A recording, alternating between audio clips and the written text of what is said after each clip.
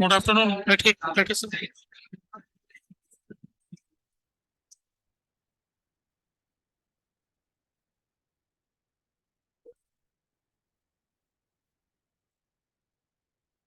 Hello. एक DPP था। DPP नहीं था। नहीं था। अच्छा।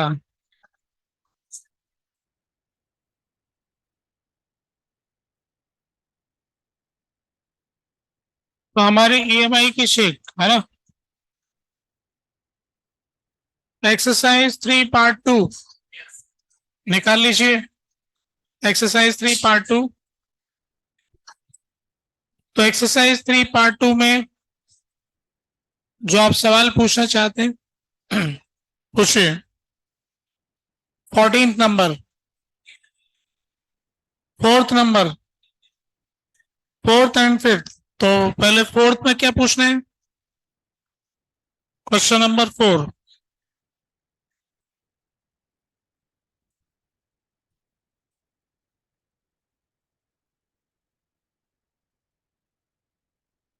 ए लॉन्ग सोलेनॉइड जिसका रेडियस आर और करंट टाइम का फंक्शन है, तो सोलेनॉइड लॉन्ग है।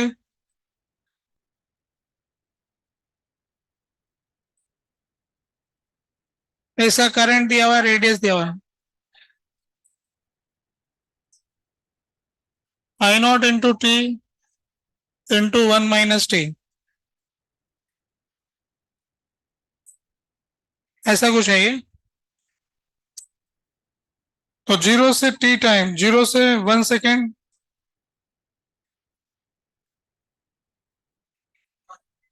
ईएमएफ के बारे में बात कर रहे हैं ना। Direction of IR, induced current.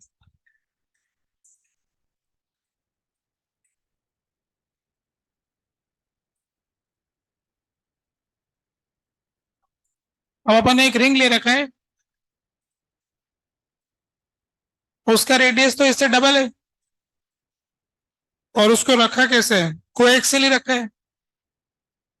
तो ऐसे रख दिया रिंग। इसका रेडियस है 2R।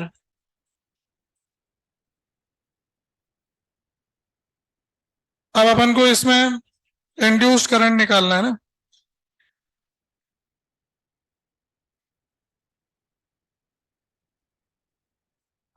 तो VR जो है, VR है इंड्यूस्ड ईएमएफ, और IR है इंड्यूस्ड करंट। ठीक है, ऐसा कुछ हमसे बोला गया। तो इसमें इंड्यूस्ड ईएमएफ निकालना चाहेंगे तो इसका फ्लक्स, तो इसकी वजह से मैग्नेटिक फील्ड इनटू इसका एरिया। एरिया वेक्टर हम ऊपर ले रहे हैं, तो मैग्नेटिक फील्ड हो जाएगा μ0 NI। तो इसमें आई क्या रखा है? Number of turns per unit length.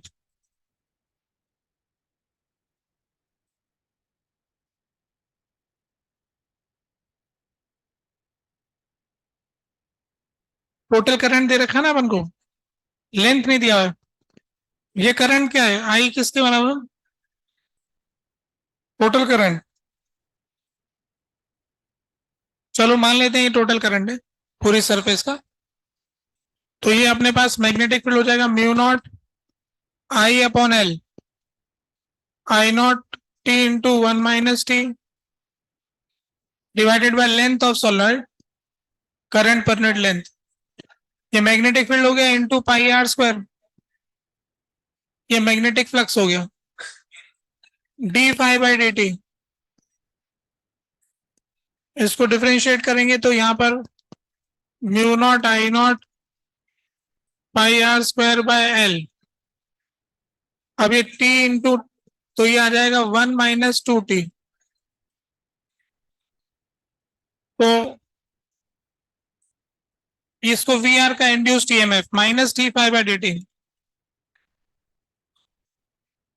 तो ये आ जाएगा μ0 I0 πr² L 2t-1। अब इंड्यूस्ड करंट आएगा उसमें।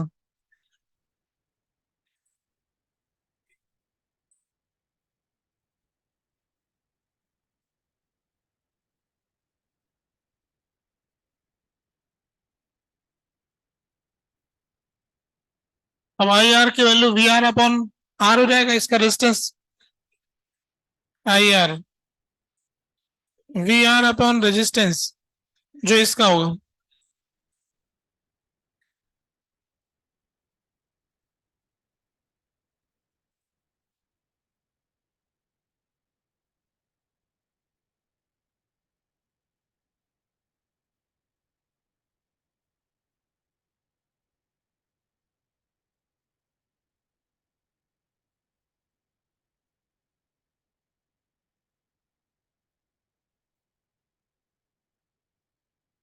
अब अपन को इसका वैल्यू के बारे में पूछा ना, तो यहां से अपन को वी आर और आई आर में क्या पता लग रहा है? 0 से 1 सेकंड के दौरान डायरेक्शन में क्या फर्क पड़ा? टी का वैल्यू 0 से 1 रखा ना, तो फिक्स रहा डायरेक्शन, पॉजिटिव आएगा ना हमेशा ही। तो 0 से 1 सेकंड में डायरेक्शन चेंज नहीं हो रहा है।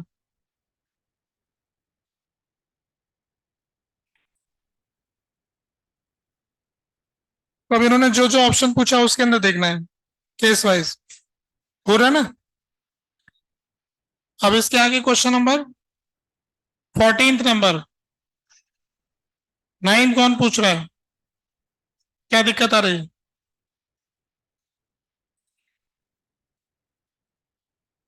Average power loss due two joule heating पूछा है ना, एवरेज पावर। तो एवरेज पावर कैसे निकालने यही पूछ रहे ना। तो पावर का फॉर्मूला होता है आई स्क्वायर आर, ठीक है।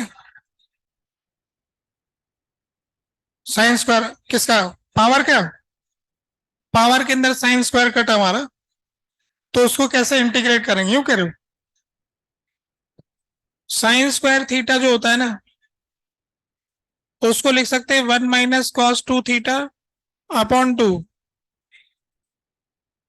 तो 1/2 का एवरेज तो 1/2 हो गया, cos 2 थीटा का एवरेज 0, तो इसका एवरेज होता है 1/2। तो साइन स्क्वायर थीटा वाले टर्म उसका एवरेज हाफ कर लेना, साइन स्क्वायर वाला हटा देना, हाफ से गुणा कर लेना, बस हो गया। ठीक है फिर। अब आपने सवाल पूछा है 14 नंबर। 14 नंबर क्या है भाई, देखते हैं जरा।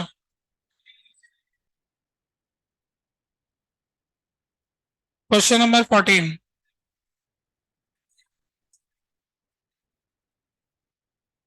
14 में ऐसा दे रखा है कि इन्फिनिटी लॉन्ग वायर है जिसमें करंट आई जा रहा है, one side open rectangular loop and a conductor सी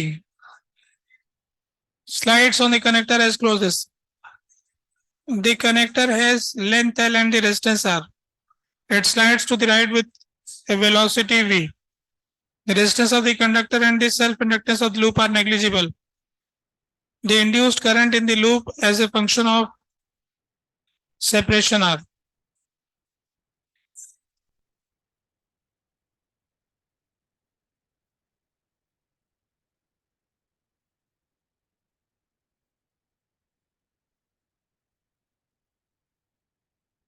इसमें करंट जा रहा है आई, और the connector has length L and resistance R. इसका लेंथ L है कनेक्टर के पास,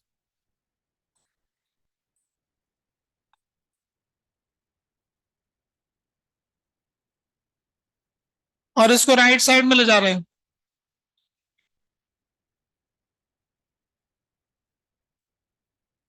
हम तो अभी मांग ही नहीं रहे ना, देखते हैं क्या पर है, उससे हमें क्या काम है, अभी देखते हैं क्या होगा, पूछा क्या है उस पर डिपेंड करेगा। अब इन्होंने लिखा है कि as a function of separation R, तो किसी समय जब ये यहां पर है आर डिस्टेंस पर, तब बताना है। तो इस समय इसका बैटरी बन जाएगा एक, तो सर्किट ये बन गया हमारा, एक रेजिस्टेंस और एक बैटरी, बीएलवी का बैटरी बन गया।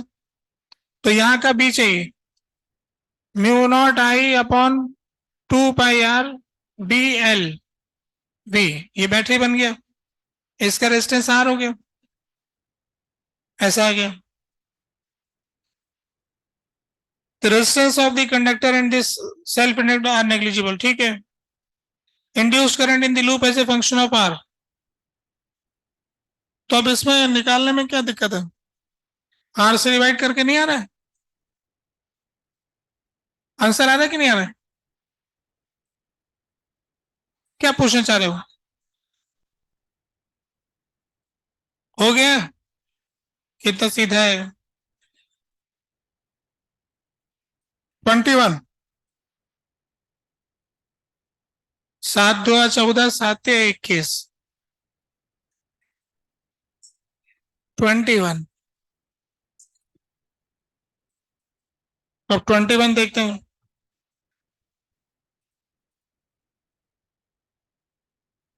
21 में हमें ऐसा दे रखा है कि arm rectangular conductor move from x is equal to 0 to x equal to 2b outwards and then inwards from x equal to 2b से x equal to 0 as shown in figure. A uniform magnetically perpendicular 0 to xb and identify the graph shown variation of different quantities with the distance। ठीक है, अलग अलग quantities का distance के साथ में क्या हिसाब होना चाहिए।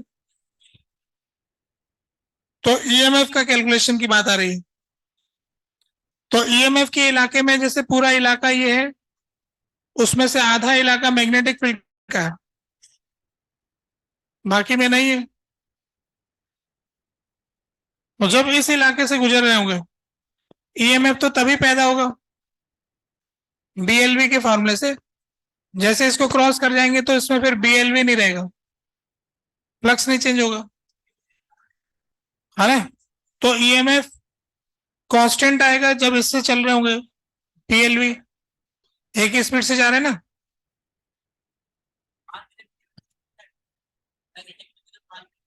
हाँ, जैसे मैग्नेटिक फील्ड को पार करेंगे तो ईएमएफ जीरो हो जाएगा। तो जो सेकेंड वाला ग्राफ है ईएमएफ का दिखा रखा है क्या, वो किसका हो, फोन में तो जो ग्राफ बना रखे बी वाला ऑप्शन। हाँ, तो बी जो सेकंड वाला, आपने जो 4 ग्राफ है ना ऊपर, ये वाला ग्राफ दिख रहे हैं बगल में, इनमें से बी वाला मिल रहा है कि नहीं मिल रहा है, वो बीच वाले पीरियड में 0 दिख रहा है।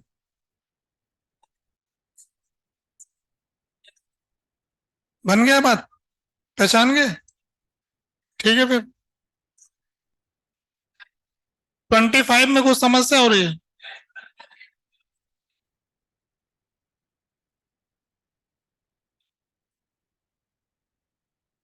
नहीं पता है तो अपनी मर्जी से ले लो।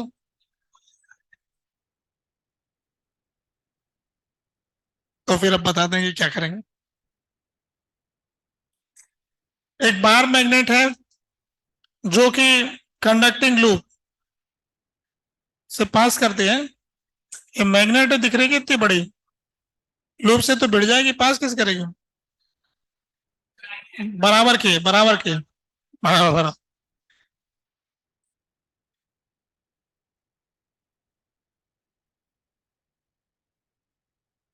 कौन से कर्व से इंड्यूस्ड ईएमएफ को दिखाया जा सकता है, ठीक है। तो अप्रोक्सीमेट कर्व के हिसाब से हमें देखना है।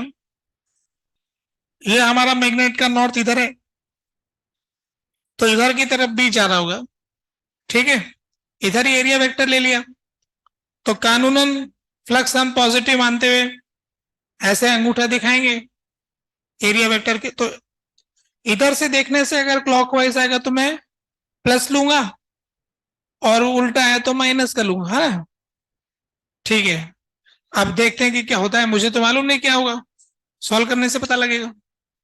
जैसे जैसे पास जाएंगे तो फ्लक्स बढ़ता जा रहा है, तो D phi by D T positive हो गया और ईएमएफ होता है minus d phi by D T, इसका मतलब माइनस का होगा, है ना, हमारे नियम के हिसाब से माइनस का आ रहा है, तो पहले माइनस का हो गया, फिर बाद में घट रहा होगा यूं, लास्ट में जब जा रहा होगा, पहले बढ़ रहा है, जब उस तरफ जा रहा है तो घट रहा है, जब घटने लगेगा तो क्या करेंगे, उल्टा कर देंगे। तो पहले नेगेटिव बनाऊंगा मैं तो, फिर बाद में पॉजिटिव बनाऊंगा।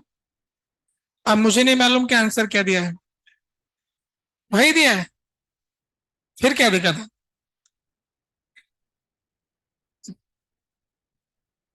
ठीक है, वहां पर ऐसा, ठीक है, प्लस माइनस का मामला है। अब 30 पर चले।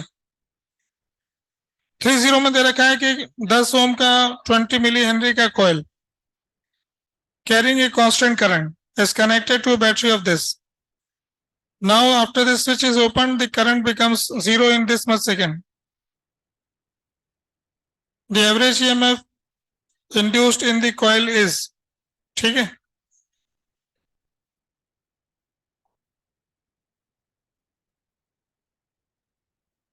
तो ये जो क्वेश्चन था हमारा 20 नंबर का, इसमें एक कॉइल दिया था जिसको डीसी सोर्स के साथ लगाया था, 20 वोल्ट का था, इसका एल भी है और इसमें आर भी है।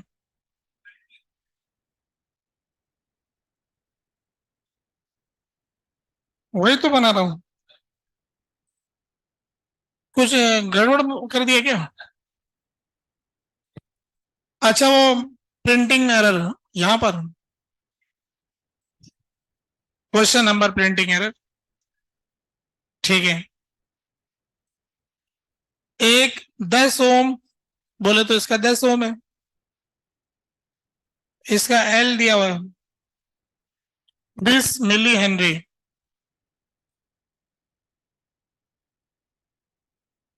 ऐसा दिया हुआ है,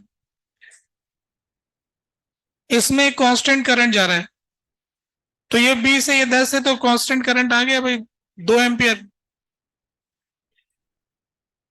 स्टेडी स्टेट आ गया ना, तो 2 एम्पियर करंट आ गया, ऐसा इसमें से जा रहा था।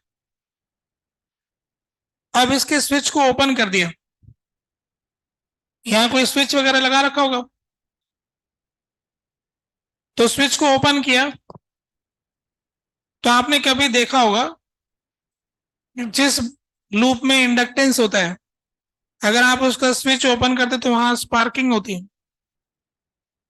है ना, वो जो स्पार्किंग होती है उसमें एयर भी कंडक्ट करती है, मतलब अचानक से जीरो नहीं हो सकता ना करंट, थोड़ा टाइम लेता है वो, तो हाई पोटेंशियल डिफरेंस स्विच के पॉइंट के क्रॉस आ जाता है, हाई पोटेंशियल डिफरेंस स्विच के पॉइंट के क्रॉस आ जाता है, जिससे वहां पर हाई इलेक्ट्रिक फील्ड पैदा हो जाता है, जिससे एयर आयोनाइज हो जाती है, जिससे स्पार्किंग हो जाती है ना।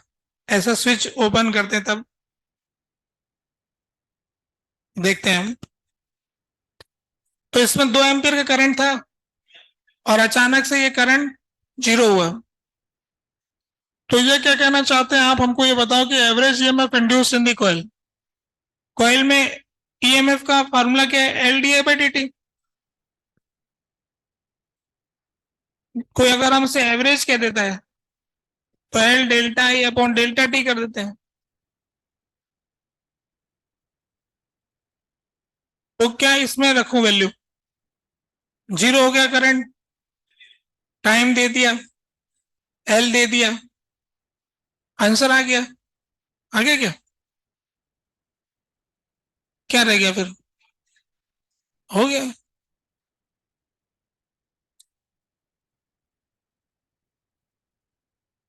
33, a coil is placed in time varying magnetic field, the number of turns in the coil were to be halved and radius to be doubled, The electrical power dissipated due to the current induced in the coil would be. Assume the coil to be short circuited.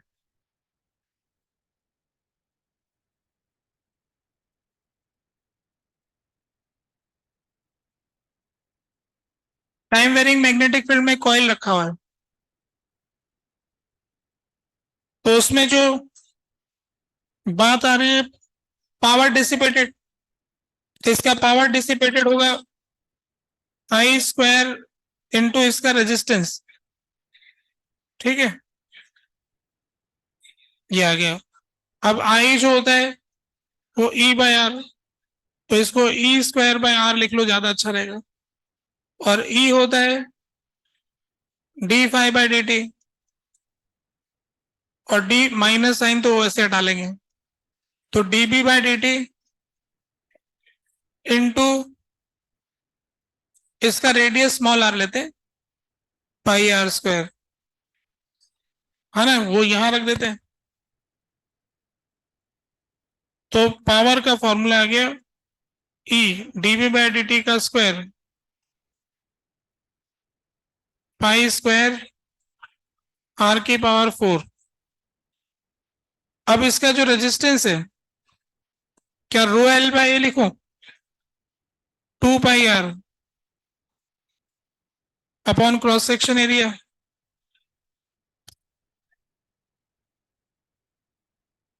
है,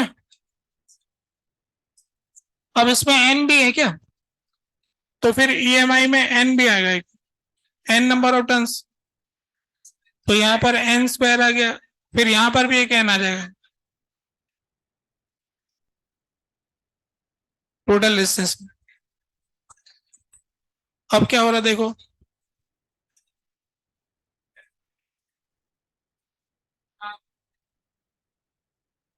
तो यहां पर are का cube आ रहा है ना ऊपर,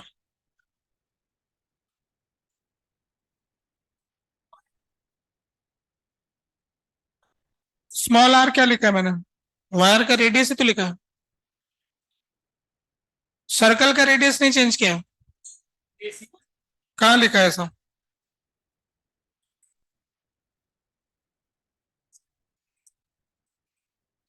अच्छा, तो क्रॉस सेक्शन एरिया में हटाएं, एरिया ऊपर ले जाएं, तो उसका रेडियस मान लेते हैं पाई इंटू ए स्क्वायर, क्रॉस सेक्शन एरिया का रेडियस ए मान लिया, ये वाला रेडियस है, रो एल बाय वही काम आएगा और तो कहीं काम ही नहीं आएगा। तो अब अपन ने क्या किया, क्रॉस सेक्शन एरिया रेडियस को और एन को डबल करने से 4 गुना हो गया, 2 टाइम्स रह जाएगा।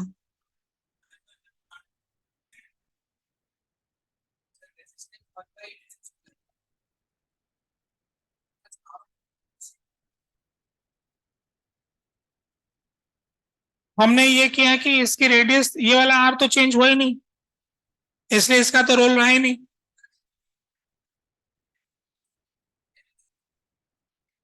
ये तो एन तो यहाँ काउंट कर लिया ना, एन में काट दिया।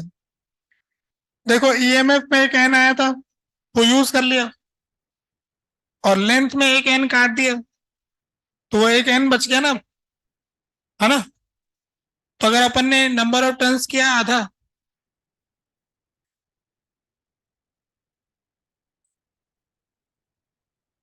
नंबर ऑफ टर्न्स आधे कर दिए और रेडियस को डबल कर दिया,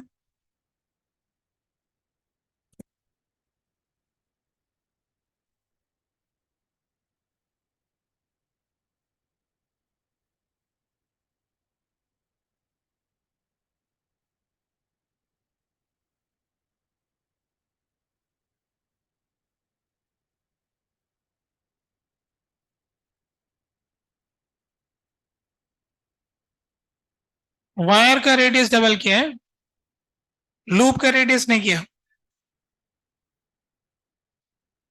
अच्छा, लूप वाला करते तो क्या होता, अगर ये आर से आर काटे, आर क्यूब आया ना, ऊपर आर क्यूब आया और वो ऊपर एन आया,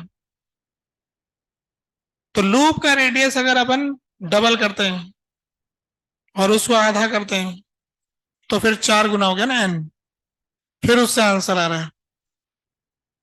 यहाँ पे वायर का रेडियस का मतलब लूप का रेडियस है।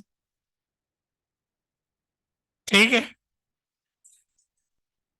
नहीं कि उसके वायर की रेडियस। क्रॉस सेक्शन वाले रेडियस नहीं कर रहा है, लूप का रेडियस चेंज कर रहा है। ठीक है, कौन समझाएगा एग्जाम में जाके? वायर का रेडियस चेंज किया तो मतलब क्या समझोगे? वायर जिस सर्कल में उसका रेडियस चेंज कर दिया वही।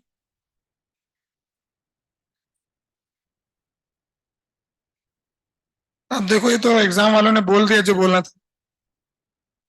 एग्जाम का रिजल्ट भी दे दिया, सॉल्यूशन भी दे दिया।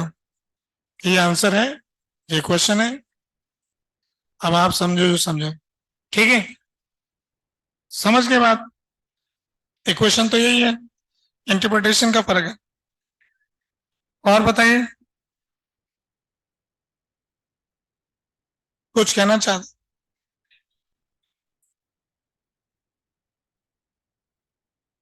ऐसा मान लेना कि कॉइल जो है उसके दोनों एंड आपस में जुड़े हुए हैं, बस शॉर्ट सर्किट मैंने जोड़ना।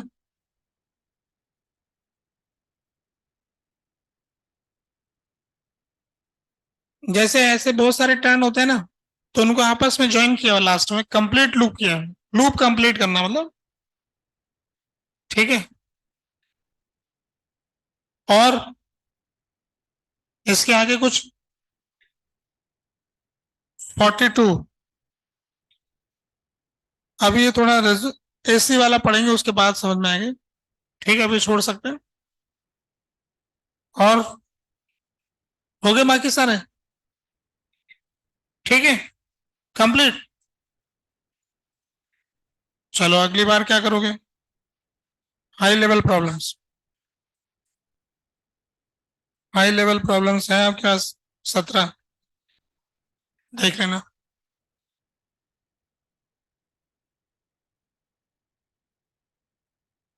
तो आगे बढ़ते हैं हम, आगे पढ़ते हैं हम। ठीक है, तो अपने क्लास में हमने शुरू करना था नया चैप्टर ना। ट्रांसफार्मर तो पढ़ ही लिया था, अब अपन एसी पढ़ लेते।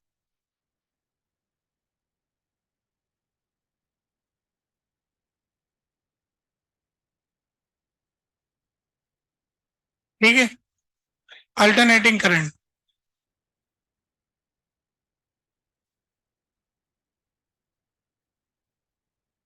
बताइए।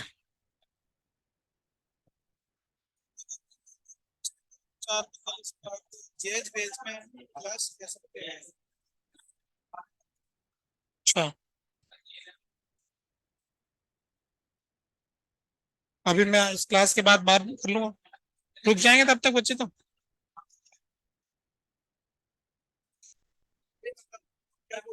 उनकी क्लास चल रही है अभी। मैं तो ले सकता हूँ, मेरे को कोई दिक्कत नहीं। ले सकते हो? हाँ, ले लेते हैं, क्या दिक्कत है? मैं ले लूंगा।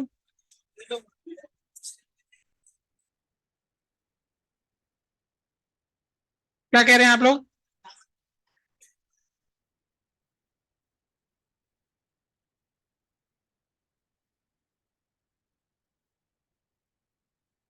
मेरा कोई क्लास है? कब है? ऐसे कुछ मैंने तो कब कहा? इधर आओ भाई, अपन चैप्टर पढ़ रहे थे AC.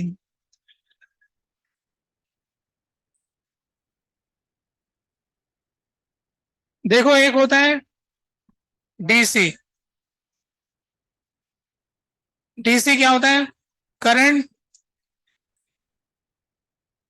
Which flows in fixed direction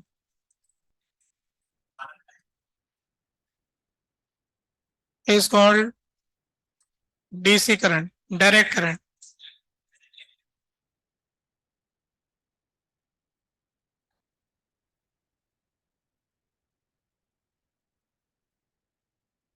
Hindi भाषा में सीधा करंट।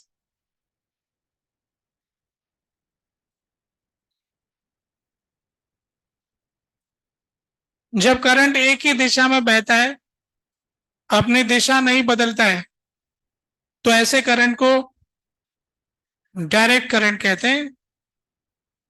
डायरेक्ट बोले तो सीधा, डायरेक्टली मुझसे बात करो, उनसे मत करो, सीधा मुझसे बात करो, ऐसे बोलते ना, वही वाला सीधा। अब ये करंट जो है, सीधा करंट कैसा हो सकता है? एक तो ऐसा रह सकता है, फिक्स, ऐसा हो, करंट वर्सेस टाइम। और क्या हो सकता है? ऐसा हो सकता है।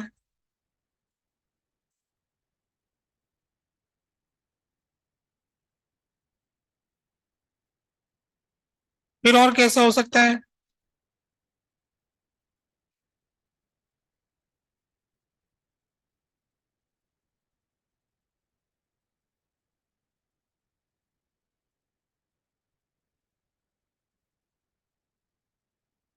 तो ये तो हो गया constant DC.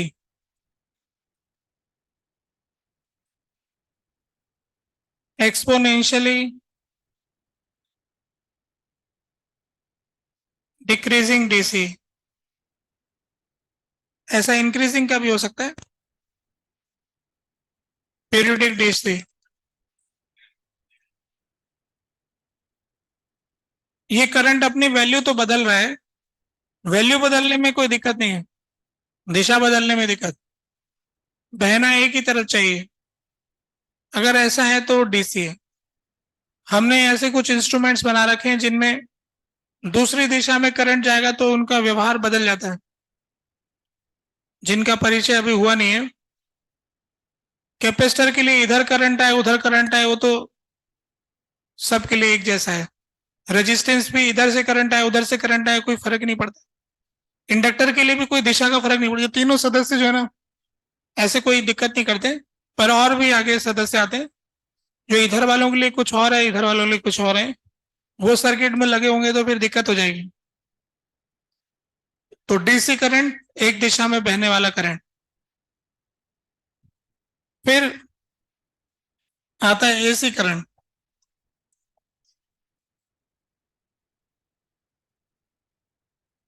When current changes its direction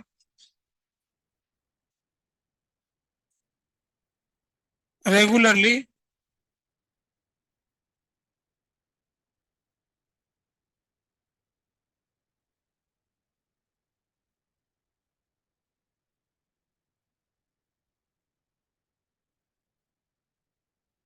जो लगातार अपनी दिशा बदलता रहता है, उसे अल्टरनेटिंग करंट कहते हैं। अल्टरनेटिंग होता है plus minus plus minus plus minus, इसको कहते हैं अल्टरनेट। तो जो जो प्लस माइनस करता रहता है बार बार, अल्टरनेट करता रहता है, तो ऐसे करंट को अल्टरनेटिंग करंट कहते हैं। अल्टरनेटिंग करंट में मेन बात है डायरेक्शन चेंज होना। अल्टरनेटिंग करंट भी बहुत तरह का हो सकता है। कैसा हो सकता है?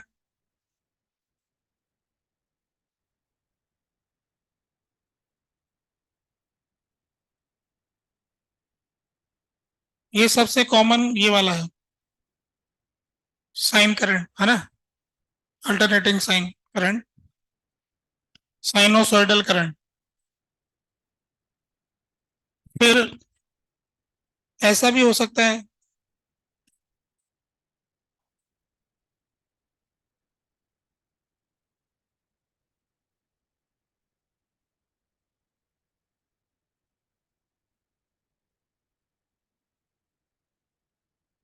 Square wave.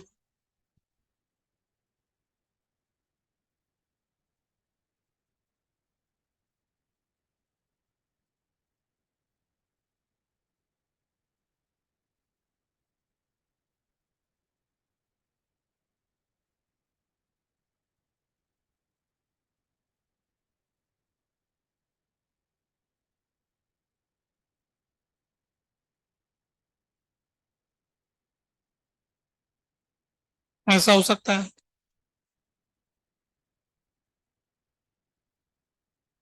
बहुत तरीके का हो सकता है।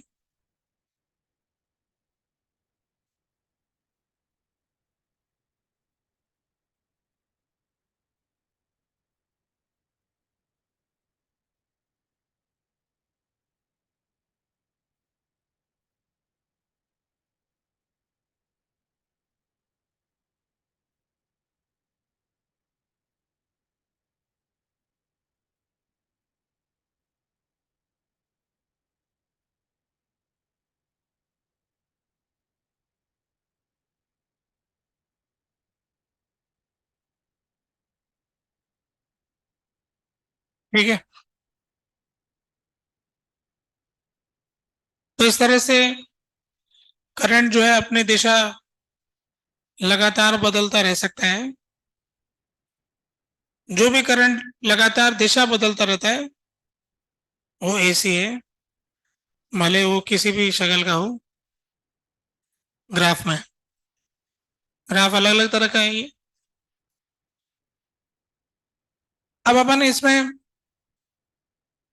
इनको मेजर करने के लिए कोई डिवाइस लगाएंगे तो क्या होगा, उसकी बात करते हैं। अगले पेज पे जाते हैं।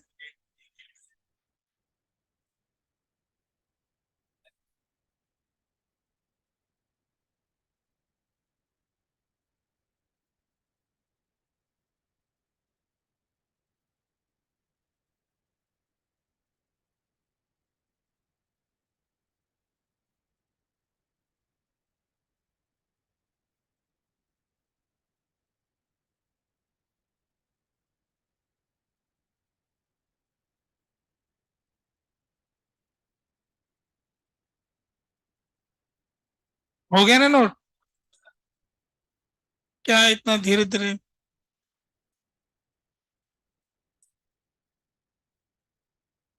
हो गया ना? अब देखो इसमें जब चीजें बदलती रहती है ना, हर समय बदलती रहेगी। जैसे अपन अपना घरों के करंट के बारे में थोड़ी सी बात करते हैं। जो हमारे घर में वोल्टेज आता है, अपने घरों का जो वोल्टेज होता है उसके बारे में हमने सुन रखा है कि घर में 220 वोल्ट आता है और फ्रीक्वेंसी 50 हर्ट्ज। ऐसा हम जानते हैं कि घर में एसी करंट आता है भाई, इतना वोल्टेज रहता है और इतना। जब हम इसके वोल्टेज का ग्राफ बनाते हैं तो इसका ग्राफ ऐसा बनता है।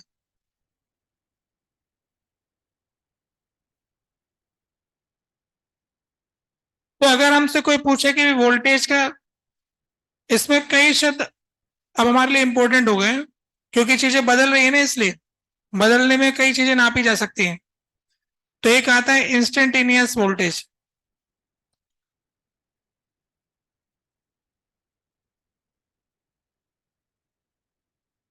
इसका मतलब हो गया कि voltage at particular instant.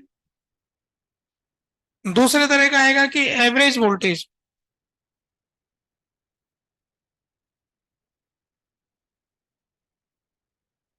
Generally कुछ नहीं कहते तो एवरेज का मतलब एक साइकिल का एवरेज, पूरा एक साइकिल कंप्लीट हुआ तो उसका एवरेज क्या है। फिर एक आता है पीक वोल्टेज, सबसे ज्यादा वोल्टेज क्या है। फिर एक आता है आरएमएस वोल्टेज।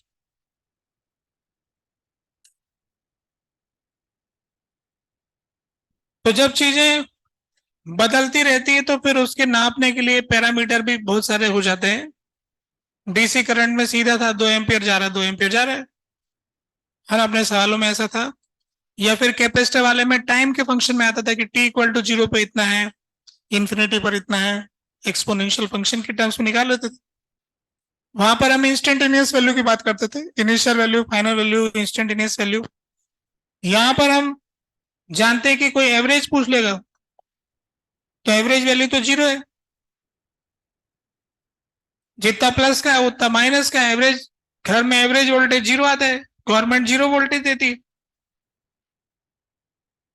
हाँ, न्यूज़पेपर में। सरकार की तरफ से घरों में आ रहा है एवरेज वोल्टेज 0। अरे सरकार तो गलत काम कर रही है। पहले तो लोगों को सुना हमने 220 आता था, ये 0 कैसे आ गया? पढ़ा लिखा पत्रकार पहुंच गया, ऐसी हेडिंग बना दी। उसके मैनेजर को नहीं समझ में आ रहा कि क्या लिख दिया ये। घरों में एवरेज वोल्टेज 0 थोड़ी जा रहा है, कुछ तो जा रहा है। 220 आता है साहब, उस साइन का ग्राफ होता है, इसका एवरेज वोल्टेज 0 होता है। तो घर में तो 0 आ रहा है। अच्छा, घर में 0 आ रहा है, ये फिर 220 क्या था? क्या ये इंस्टेंटेनियस? इंस्टेंटेनियस तो 220 कैसे होगा साहब, चेंज होता रहता है। बोले पीक होता है क्या? फिर पीक तो नहीं होता। तो ये बोलते हैं कि आरएमएस वोल्टेज होता है। ये आरएमएस क्या होता है, ये तो समझ में नहीं आएगा, जनता को नहीं समझ में आएगा। तो आरएमएस वोल्टेज घर में आता है 220। पीक वैल्यू जो होता है वो इसका √2 टाइम्स होता है। 220 √2 वोल्ट। तो घरों में जो वोल्टेज पहुंचता है वो कुछ इस तरह से रहता है। 220 को √2 से गुणा करेंगे तो 311 के आसपास आ रहा होगा। कितना आ रहा है? 311 ही आ रहा है।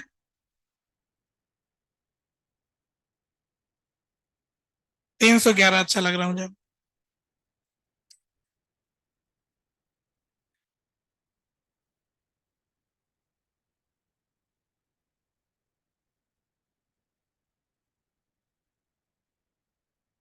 तो जिस दिन पत्रकार ने न्यूज़पेपर में छापा कि 0, सरकार तो एवरेज 0 वोल्टेज देती है, सारे जनता पागल, मैनेजर पागल, ये क्या लिख रहे हैं।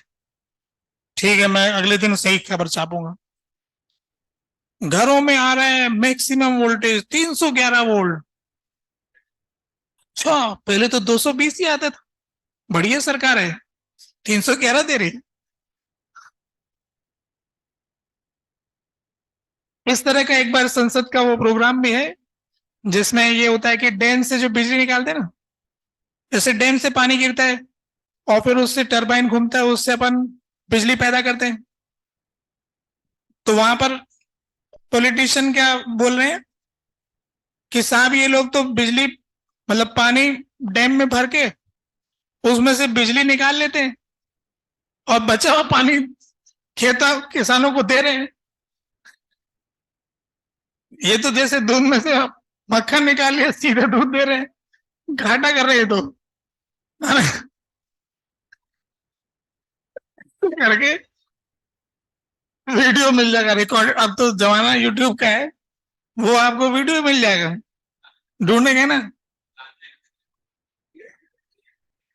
लालू यादव बोल रहे हैं शायद, याद करना पड़ेगा, दो लोगों ने बोला है, एक तो वो है। तो भोली जनता से वोट ऐसे ले लेते।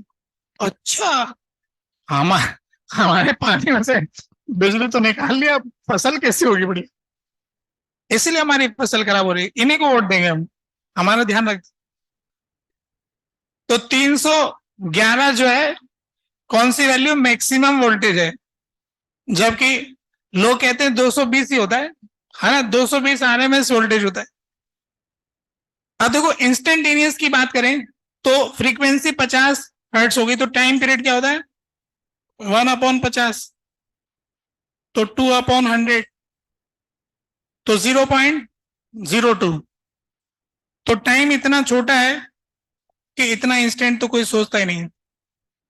0.02, 0.01, एक सेकेंड में 100 बार इधर उधर हो जाता है करंट। किस इंस्टेंट पे जानना चाहते हो? 100 बार इधर, 100 बार इधर, 100 बार दिशा बदल लेता है विद इन 1 सेकेंड। 1 सेकेंड कितना होता है? घड़ी इधर का टिक इधर हुआ, इतने में सर्किट में करंट 100 बार इधर उधर हो गया। तो ऐसी चीज का तो क्या इंस्टेंटेनियस लोगे? कोई नहीं लेगा। तो लोग कहेंगे इंस्टेंटेनियस तो 0 है, घरों में एवरेज करंट 0 आता है। एवरेज वोल्टेज जीरो आता है। तो इसका महत्व तो नहीं है, ये भी हमारे इंटरेस्ट का नहीं रहा, किस इंस्टेंट पे जानोगे आप, यही हमारा फेमस है। तो जब भी कभी कोई वोल्टेज, कोई करंट सीधा सीधा बोलता है, आगे कुछ बोलता नहीं, तो वो आरएमएस वैल्यू होता है। ठीक है, वोल्टेज के बारे में। पावर के बारे में कोई बोलता है तो वो एवरेज होता है। पावर तो एवरेज होता है, करंट और वोल्टेज तो आरएमएस होता है, जब तक कुछ कहते नहीं। ठीक है, अगर हमने एसी करंट आ रहा है और उसमें अमीटर को लगा दिया कि भैया नाप के बताओ, तो अमीटर कहता है कैसे नापे, इधर उधर बार बार ही तो घूम रहा है, पॉइंटर को तो सोचता रह जाता है। करंट 100 बार इधर हो गया तो पॉइंटर जाने की सोचता है, इतने में 1 सेकंड में 100 बार तो इधर उधर हो गया, तो पॉइंटर न इधर जाता है न उधर जाता है, ये कहता है जीरो रीडिंग।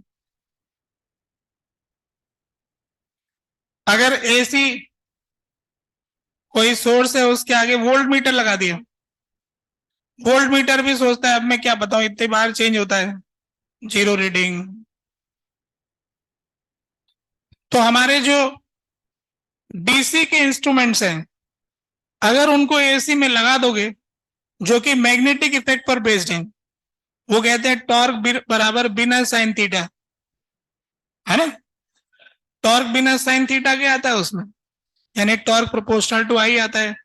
तो आई चेंज होता है तो टॉर्क चेंज होता है, तो आई बदलता रहता है तो टॉर्क बदलता रहता है, तो ये घूम ही नहीं पाता है, इतना तेजी से बदलता है कि वो घूम नहीं पाता है। तो जो, तो हम ये कह सकते हैं कि DC volt meter, DC ammeter gives no reading या zero reading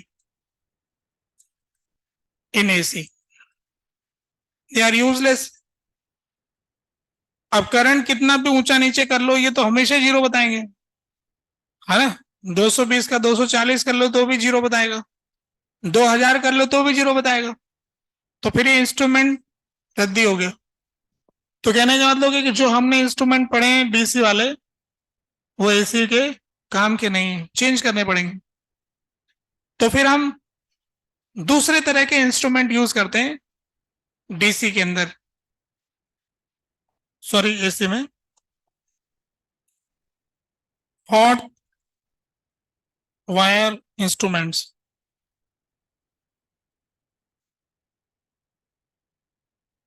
based on heating effect of current.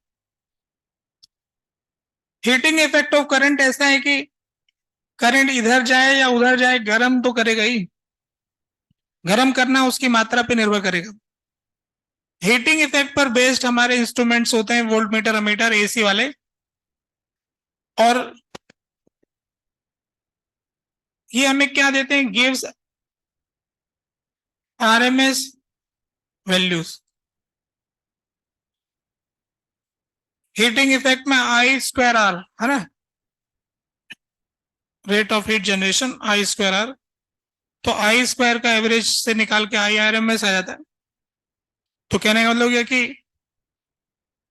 RMS value बताते हैं ये, उसकी तरह ये होते नहीं, क्योंकि उसमें एक बात होती है कि बराबर डिस्टेंस पे बराबर नंबर होते हैं, 0 1 2 3 ऐसे चलता है।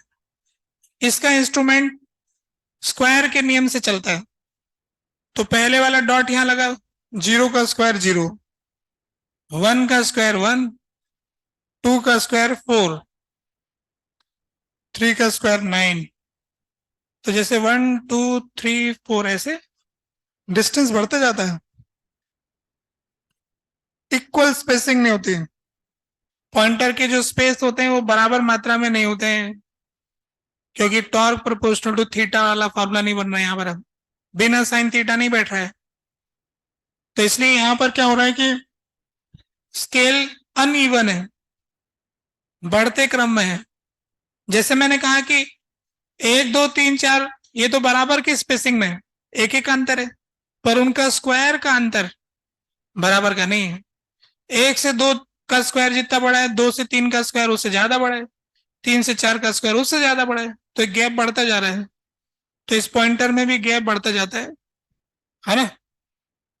तो इस तरह से हॉट वायर इंस्ट्रूमेंट जो होते हैं, जो हीटिंग इफेक्ट पर बेस्ड होते हैं, और उनका मीटर कुछ ऐसा होता है, आरएमएस वैल्यू दिखाते हैं। इंस्ट्रूमेंट्स के बारे में विशेष ज्ञान प्राप्त करने हेतु एचसीवी का अध्ययन करें। इतनी जानकारी हमारे चैप्टर के काम की। उसके इंस्ट्रूमेंट अलग होते हैं, हीटिंग इफेक्ट पर बेस्ड होते हैं, आरएमएस वैल्यू देते हैं, पॉइंटर थोड़े वैसे होते हैं। ठीक है, ये बात क्लियर हो गई। अब मैं एसी सोर्स के बारे में बात करना चाहता हूँ। एसी की वैल्यू ऐसी हो गई, और एसी सोर्स के बारे में बताते हैं वो क्या होता है। एसी सोर्स, जो एसी सोर्स होता है वो डिफरेंट टाइप का होता है जनरली। मतलब बहुत सारे केसेस में अलग भी हो सकता है, पर ये जनरल केस बना रहा हूं। हम जो बिजली पैदा करते हैं उसका ये सैंपल है ये।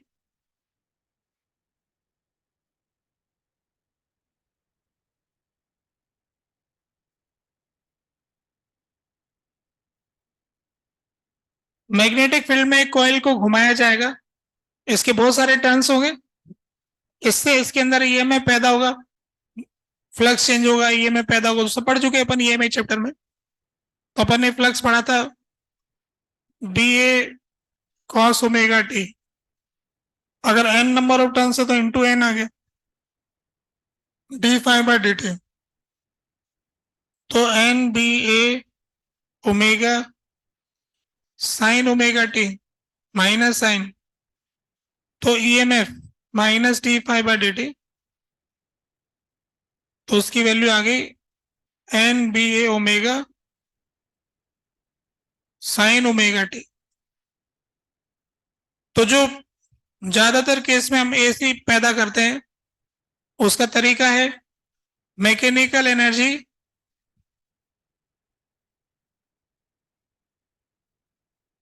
से इलेक्ट्रिकल एनर्जी।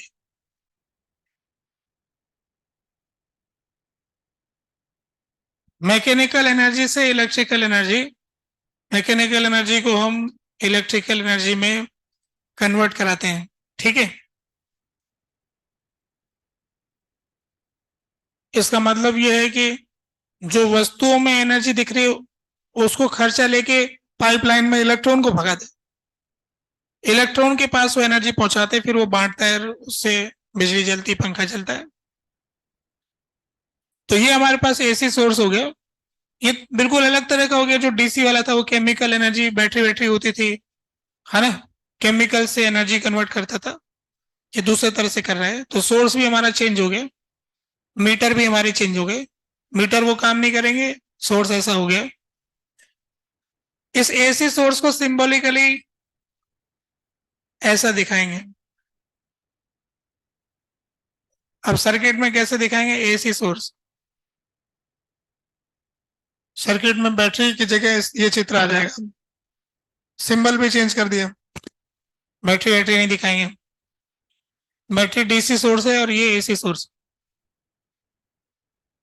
आपने करंट सोर्स का तो चिन्ह देखा था, तीर का निशान, एक दो सवाल में आया ना, current source, constant current source, उसको एरो के निशान से गोल ऐसा बना होता है। ये निशान है तो ये एसी सोर्स हो। ठीक है, बीच में साइन वाला निशान है। तो ये एसी सोर्स के संबंध में बात हो गई। इसके आगे बढ़ते हैं हम, ये बात नोट हो गई। अब हमने ये जाना है कि हमारे लिए इंटरेस्टिंग जो वैल्यू है वो एवरेज वैल्यू है या आरएमएस वैल्यू है। इस तरह की वैल्यू, जैसे पावर में एवरेज वैल्यू है और करंट वोल्टेज में आरएमएस वैल्यू है। तो ये होती क्या है, थोड़ा सा इनकी जानकारी बता देते हैं। तो एवरेज वैल्यू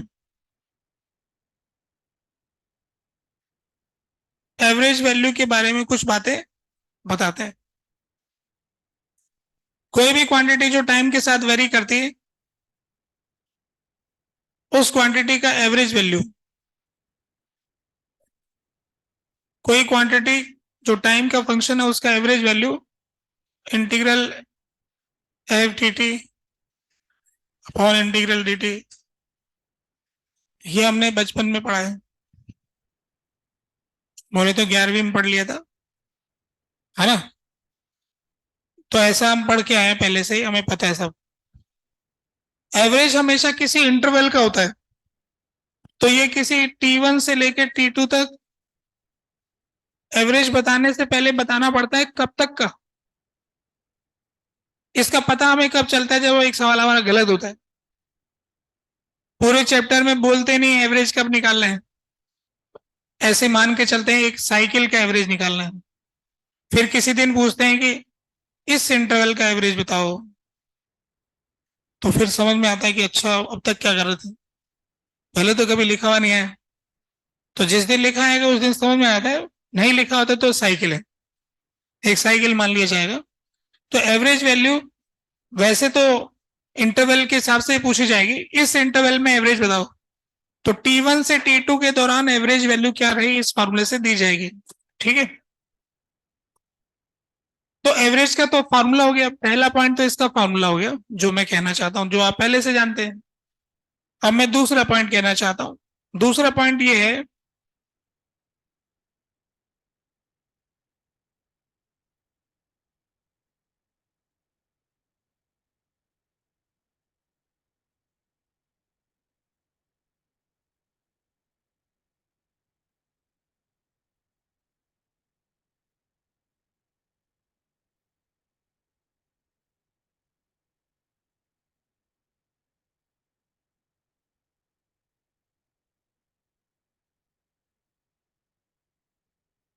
एवरेज का सम का एवरेज होता है। इसको मतलब को समझेंगे कि क्या कहना चाहते हैं।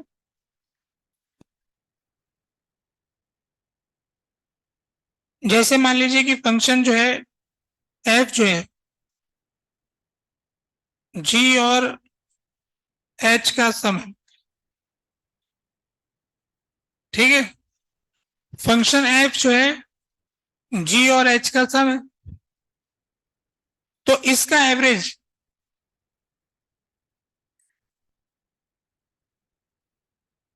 इनके एवरेज का सम होता है।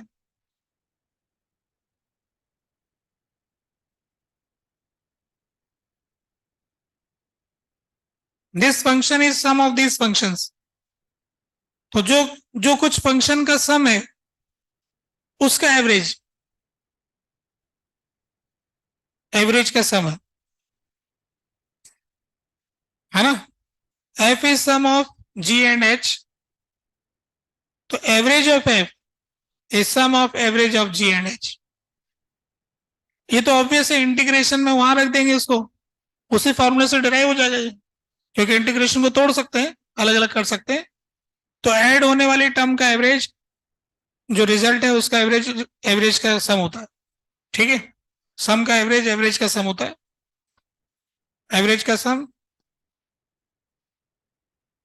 का एवरेज होता है, एवरेज का सम का एवरेज हो रहा है। ठीक है, तीसरा एक और फॉर्मूला एवरेज के बारे में बताता हूं, जिसका कोई उपयोग हो तो। अगर मेरे को कोई एक इंटरवल का एवरेज पता है, दूसरे इंटरवल का एवरेज पता है, तो ओवरऑल इंटरवल का एवरेज क्या रहा। जैसे मान लो किसी विद्यार्थी के बारे में ये बताया जाए कि भाई उसका पहले और दूसरे टेस्ट का एवरेज रहा 60 नंबर, दूसरे और तीसरे टेस्ट का एवरेज नंबर रहा 40 नंबर। गलत बोल गया, पहले और दूसरे का रहा 60, तीसरे और चौथे का रहा 40। तो 1 से लेके 4 तक पेपर का एवरेज कितना रहा, तो उसको कैसे निकालेंगे, ये वाली बात आ रही ना। वैसे ही यहां पर बात करना चाह रहे हैं। तो एक इंटरवल का एवरेज पता है, तो ओवरऑल क्या एवरेज होगा। तो उसके लिए हम ये कहना चाहते हैं कि F average of function 0 to t, तो F average 0 to into T1 plus F average T1 to T into T minus T1 divided by, ऐसा लिख सकते हैं, या ऐसा लिख सकते हैं कि F average, overall average, F1 average into T1 plus F2 average into T2 upon T1 plus T2। अगर आपको एक इंटरवल का एवरेज पता है, दूसरे इंटरवल का एवरेज पता है,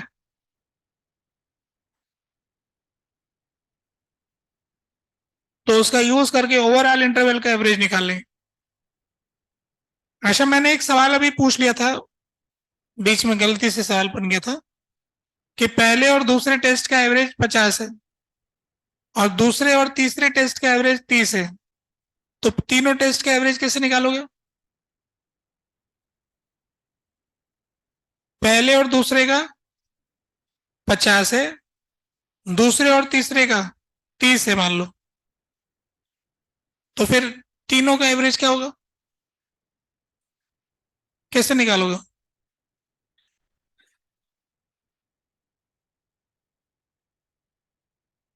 देखो ऐसे निकालेंगे ना, पहले टेस्ट के नंबर x, दूसरे टेस्ट के नंबर y, तीसरे टेस्ट के नंबर z, तीन टेस्ट हो गए ना।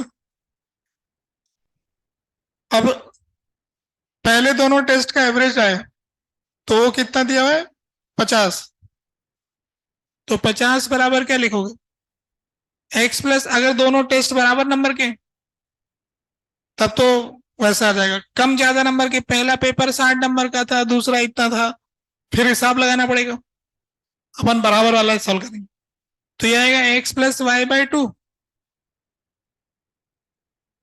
और फिर 30 से मान लो दूसरा वाला, तो y प्लस जेड बाई 2। तो क्या आप ये बता पाओगे कि x plus Y plus Z by 3 क्या होगा? बता पाएंगे कि नहीं बता पाएंगे? x plus Y plus Z by 3 चाहिए ना, नहीं बता पाएंगे?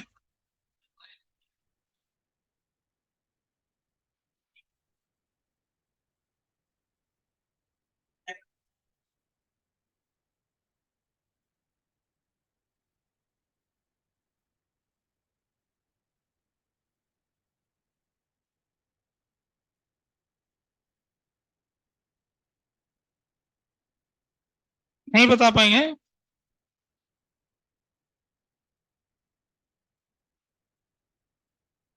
मुझे ये चाहिए x plus Y plus Z by 3, ये कितना आएगा x?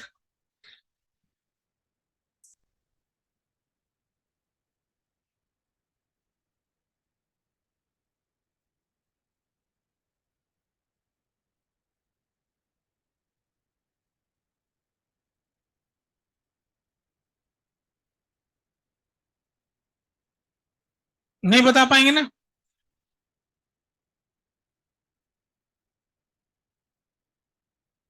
अगर वो इंटरवल कॉमन आ गया तो नहीं बता पाएंगे कि दूसरा वाला क्या दोनों में काउंट हो रहा है, पहले दो टेस्ट का एवरेज पता है और अगले दो का पता है, फिर चारों का एवरेज बता देंगे हम, है ना, ऐसे ही कुछ मामला हो रहा है। तो खैर वो तो ऐसे ही बात था, इसके अंदर ये इंटरवल अलग अलग है, 0 से T1 है, फिर T1 के आगे वाला है, तो इंटरवल कॉमन नहीं है, डिफरेंट है, तो ऐसा रूल लगेगा। तो एवरेज के बारे में ये तीन बातें हम काफी, यही काफी वैसे तो, ये भी कहीं काम आ जाए तो कभी कर लेंगे, ये तो ऑब्वियस है, ये भी डिराइव हो जाएगा उसी से ही, इसको इधर लेके जाएंगे ना तो उससे आ जाएगा, इसकी वैल्यू रखोगे, इसकी वैल्यू रखोगे, तो सब सॉल्व हो जाएगा ये। चलो खैर, मैं आरएमएस वैल्यू के बारे में बात करता हूँ, ये एवरेज की बात तो इतनी बतानी थी, भी सवाल करते हैं इस पे। आरएमएस वैल्यू, आरएमएस वैल्यू का क्या होता है, देखो कोई भी फंक्शन है हमारे पास, उसका स्क्वायर करने का है, फंक्शन का स्क्वायर, फिर उसका मीन, फिर उसका रूट, ये होता है F R M S. Root mean square, root mean square value, F R M S. कोई भी फंक्शन की रूट मीन स्क्वायर वैल्यू चाहिए तो फंक्शन का स्क्वायर करो, फिर उसका एवरेज निकालो, फिर उसका रूट ले लो। ये उसकी डेफिनेशन के हिसाब से लिख दिया है। अब इसको मैथमेटिकली लिखेंगे कैसे, एफ आर एम एस, तो रूट लगाएंगे, स्क्वायर करके एवरेज लेंगे,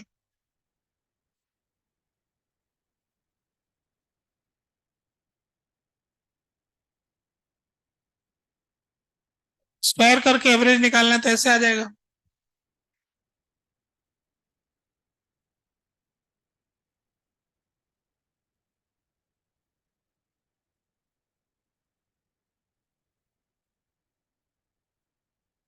जैसे हम जानते हैं, उदाहरण के तौर पर साइन थीटा जो होता है, इसका एवरेज वैल्यू निकालते हो तो जीरो आता है, पर अगर अपन साइन का स्क्वायर करके एवरेज निकालेंगे तो ये आ जाता है 1 - cos 2 थीटा अपॉन 2। फिर इसका एवरेज, तो फिर एवरेज वाला रूल लग जाएगा, हाफ का एवरेज -cos 2 थीटा/2 का एवरेज, ये जीरो हो जाता है, कांस्टेंट का वैल्यू हाफ हो जाता है। तो साइन थीटा का एवरेज तो जीरो है, पर साइन स्क्वायर थीटा का एवरेज हाफ है। सेम ऐसे ही कॉस स्क्वायर थीटा का average value half, sine theta, sin 2 theta, sin 3 theta, इन सब का एवरेज वैल्यू जीरो होता है। साइन n थीटा का एवरेज वैल्यू जीरो है एक साइकिल का। तो आरएमएस वैल्यू में सिर्फ इतना सा फर्क पड़ गया, स्क्वायर करके एवरेज ले रहे हैं फिर रूट ले रहे हैं, तो इसलिए इसको आरएमएस वैल्यू कहते हैं, रूट मीन स्क्वायर वैल्यू। अब इसमें एक तो यही हो गया पॉइंट। दूसरा पॉइंट ये है कि सम का आरएमएस, आरएमएस का सम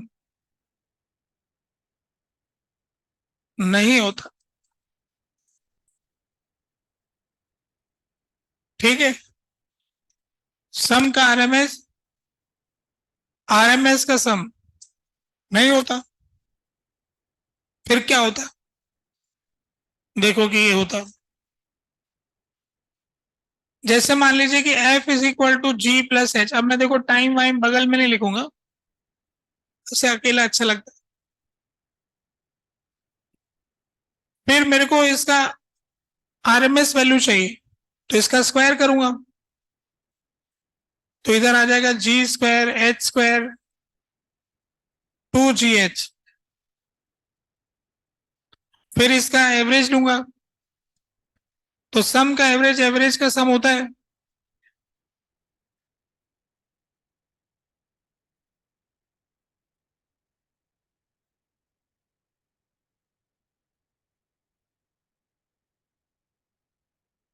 ऐसा आ गया, फिर इसका रूट लूंगा, तो F/RMS,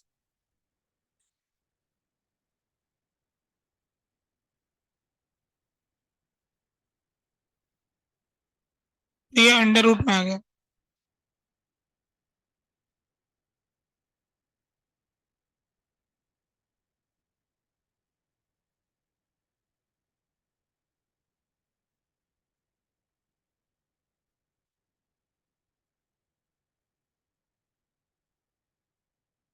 ठीक है, क्या आ गया ये। अच्छा, अगर इसको देखेंगे तो वो रूल तो सच्चा हो ही रहा है। आरएमएस तो यहाँ दिख ही नहीं रहा, आरएमएस को दिखाता हूँ। इसको मैं ऐसा लिख सकता हूँ कि F/RMS का स्क्वायर, तो ये हो गया जी आर एम एस का square, H R M S का स्क्वायर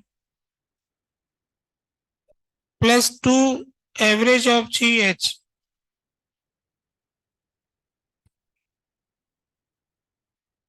ऐसा आ रहा है। अगर प्रोडक्ट का एवरेज जीरो आ गया है ना, प्रोडक्ट का एवरेज वैल्यू जीरो आ गया, तब तो ये कह सकते हैं कि आरएमएस के स्क्वायर का सम का स्क्वायर हो रहा है ना, सम का आरएमएस का स्क्वायर। कुल मिला के वो काम नहीं करता, सीधी बात ये है। ठीक है, एक तो ये कह सकते हैं कि ये वाला रूल लगेगा, हम तो कभी नहीं लगाएंगे, बस बता दिया, कभी जरूरत पड़ गया तो कर लो, इसमें क्या है। अब इसमें मैं तीसरा पॉइंट कह रहा हूं। तीसरा पॉइंट क्या है?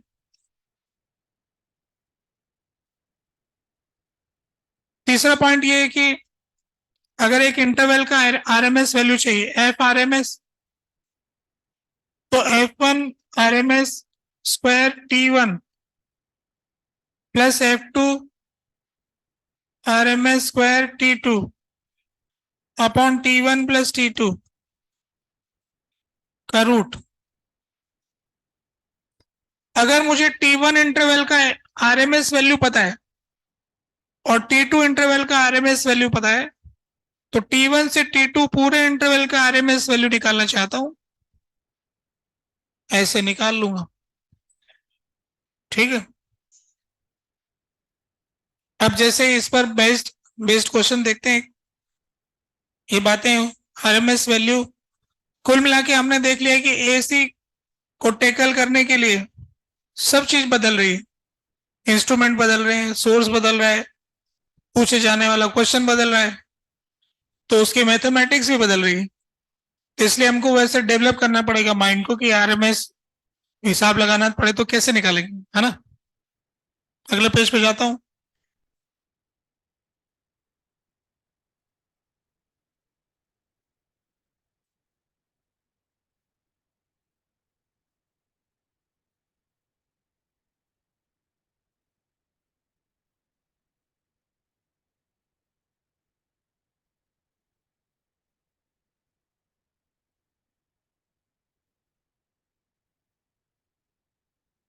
बढ़ू ना आगे।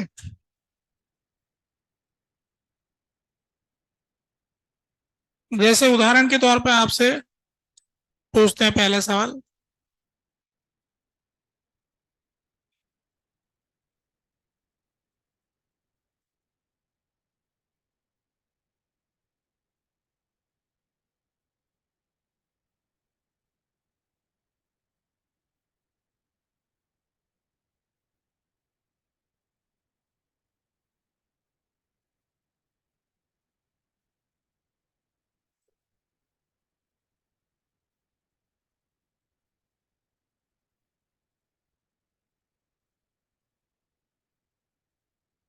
Current versus time. कुछ ऐसा करंट है कि आधे टाइम तक तो आई नॉट रहता है और बाकी आधे टाइम तक माइनस आई नॉट रहता है। तो ये करंट आपके सामने है।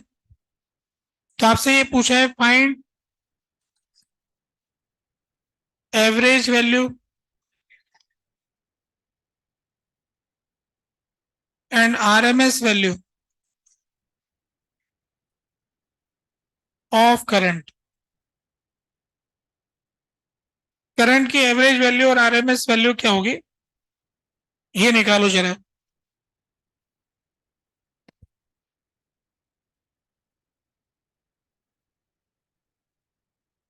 इतना सीधे सवाल पूछा है कि लगता है सब लोग सही कर देंगे।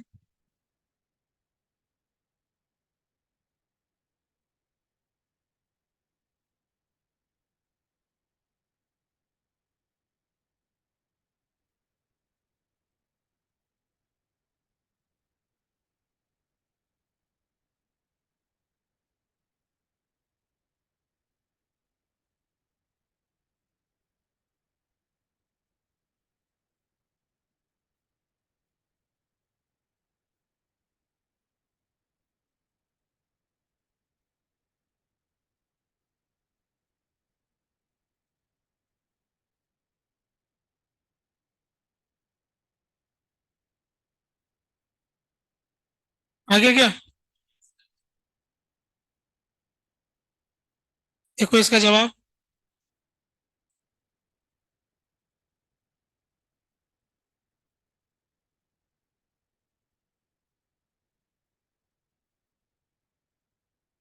इसका एवरेज करंट जो है जीरो।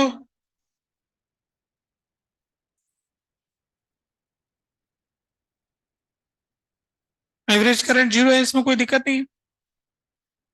कौन सा नियम लगा दिया? तो आई एवरेज,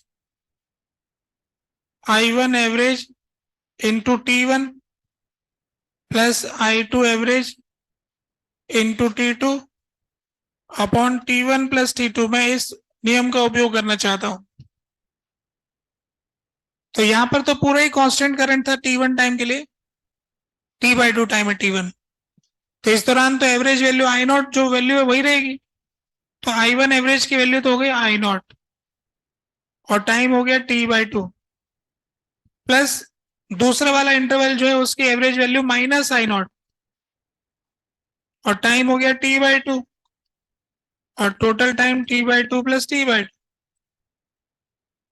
तो इसका वैल्यू जीरो आ गया। तो इस प्रकार हमने उस फॉर्मूले का उपयोग किया है, वैसे भी जान रहे हो। एक और बात होती है, जो फॉर्मूला होता है हमारा कि आई एवरेज, तो integral I D T upon integral D T. तो ये इसका एरिया अपॉन टाइम हो गया ना। ये प्लस वाला हो गया, ये माइनस वाला एरिया को, तो एरिया जीरो हो गया। Integral I D T area को रिप्रेजेंट करता है, तो ये ऊपर वाला प्लस का एरिया हो गया, माइनस का एरिया हो गया, ओवरऑल जीरो हो गया। या फिर इसको कह सकते हैं कि आई डी टी क्यू हो गया। तो delta Q upon T, total कितना चार्ज फ्लो हुआ, एरिया से चार्ज मिलेगा। तो जितना प्लस इस तरफ चार्ज हुआ उतना उल्टा हो गया, तो net charge flow in one direction is zero, इसलिए जीरो। अब बात आती है आरएमएस करंट की। तो यही रूल फिर आरएमएस में लगाते हैं। आई आरएमएस बराबर under root of I1 RMS का square into T1, I2 RMS का square into T2 upon T1 plus T2। ये फॉर्मूला लगाएंगे। कांस्टेंट वैल्यू है तो आरएमएस वैल्यू भी वही होगा। तो ये यहां पर आ गया अंडर रूट में I naught square into T/2 minus I naught का स्क्वायर। माइनस क्यों होगा, आई नॉट ही होगा, स्क्वायर करने से प्लस हो जाता है, इंटू T/2 अपॉन टी। तो ये आ जाएगा I naught. RMS value I naught है, ये निकाला आप लोगों ने। कितना सीधा काम है ये, कोई भी कर देता है। फिर ये करके दिखाओ अगर कुछ भी कर देता।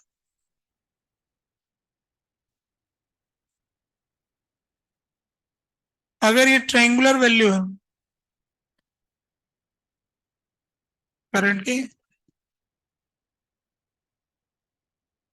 चलो इतना ही रखते हैं, ज्यादा नहीं रखते हैं, ज्यादा अच्छा नहीं लगता।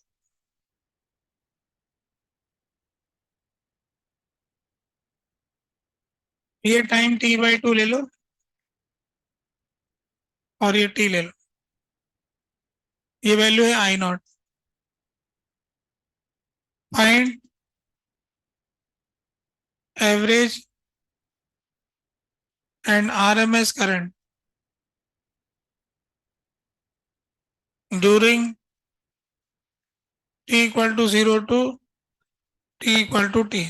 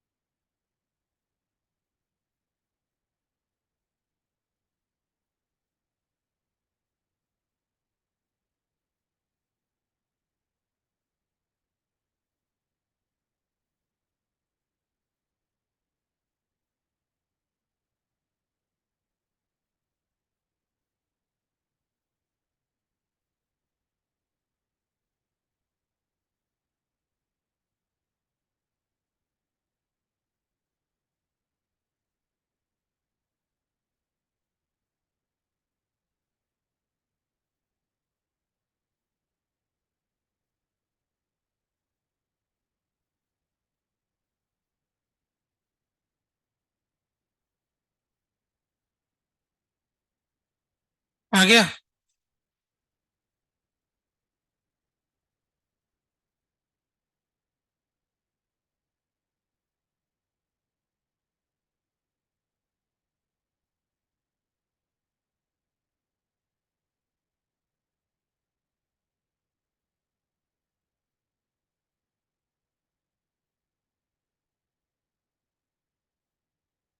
देखो जरा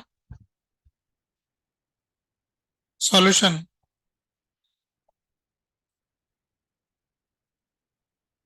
average current area upon time, half base into height.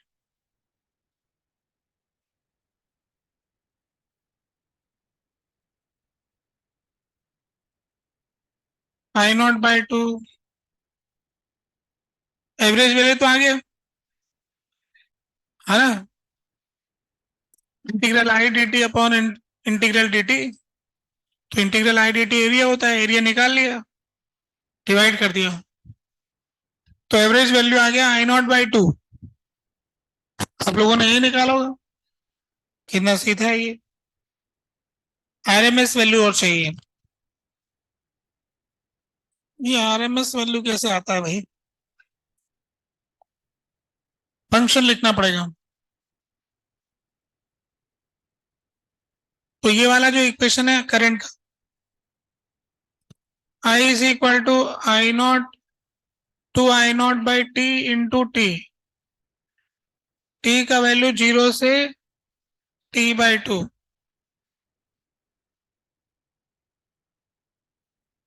Current को फंक्शन टाइम में एक्सप्रेस करना पड़ेगा, फिर उसका स्क्वायर करेंगे, फिर उसका एवरेज लेंगे, फिर हिसाब बनेगा। तो अपन, अच्छा देखो, जितना RMS value T by to का आएगा उतना ही अगले का आएगा। आधे का ही निकाल लेते हैं, क्यों दूसरे का मेहनत करें फंक्शन लिखने की। इसी से काम चला लेंगे हम। तो मैं इतने हिस्से का आरएमएस वैल्यू निकालने जा रहा हूं। तो उसके लिए मैं क्या करूंगा कि आई का स्क्वायर करके मीन लेके रूट लूंगा। तो आई का square two I naught by T का square T square into D T. 0 से टी बाई टू, नीचे डिवाइड किया टी बाई टू, इसका रूट। ये मैं वैल्यू निकाल रहा हूं for 0 to T by two. फिर मैं वैसे जानता हूं कि I R M S is equal to under root of I one R M S का square into T one plus I to R M S का square into T two upon T one plus T two. ये formula है। तो दोनों time आधा आधा है और ये दोनों बराबर है, तो इसकी value I one R M S के बराबर ही आ जाएगी, is equal to I one R M S. तो पूरे की आरएमएस वैल्यू इस आधे के आरएमएस के बराबर ही होगी, है ना। ये मैथमेटिकली पता लग गया, ये दोनों इक्वल हो गए ना, टाइम भी बराबर है, तो एक कट के ऐसा हो जाएगा। इसलिए ये निकाल रहा हूं मैं। ये जो निकाल रहा हूं ये I one R M S एक तरह से। तो अब इसमें निकल कैसे रहा देखो जरा। यहां से टी बाई टू है, यहां से टू बाई टी है, two by T T by to बाहर भेजा। हुआ क्या, आई नॉट का स्क्वायर बाहर आ गया, ऊपर 8 हो गया क्या, टू का स्क्वायर और ये टू ऊपर आ गया, 8 अपॉन टी क्यूब इंटू आई नॉट स्क्वायर। अब ये टी स्क्वायर डी टी का हो गया टी क्यूब बाई थ्री। तो टी बाई टू का क्यूब अपॉन थ्री। ये हुआ ना, लिमिट लगा दिया, 8 से 8 कट गया।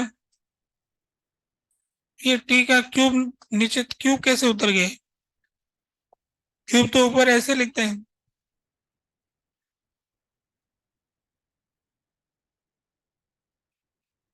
आई नॉट अपॉन रूट थ्री। ठीक बात, अच्छा लगा देख। आई नॉट अपॉन रूट थ्री, ऐसा सीधा होता है तो उसका आई नॉट बाई रूट थ्री हो जाता है। ठीक है। I0/√3 और वो था I0 बाय सिर्फ I0 है ना, I0/2। तो इसको जान गए हम, समय आज का बीत गया, फिर अगली क्लास में पढ़ेंगे, है ना। तो अब आप लोग क्या करेंगे,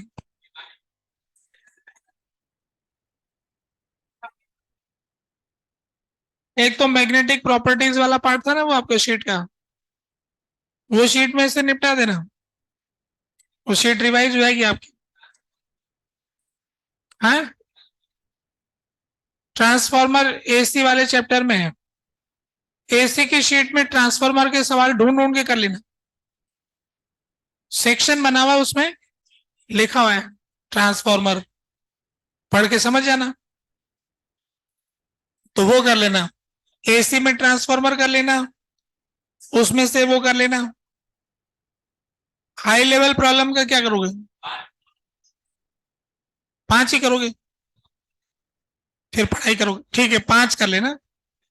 5 high level problem, transformer problem और फेरोमैग्नेटिक डायमैग्नेटिक प्रॉब्लम, 3 कैटेगरी, ठीक है।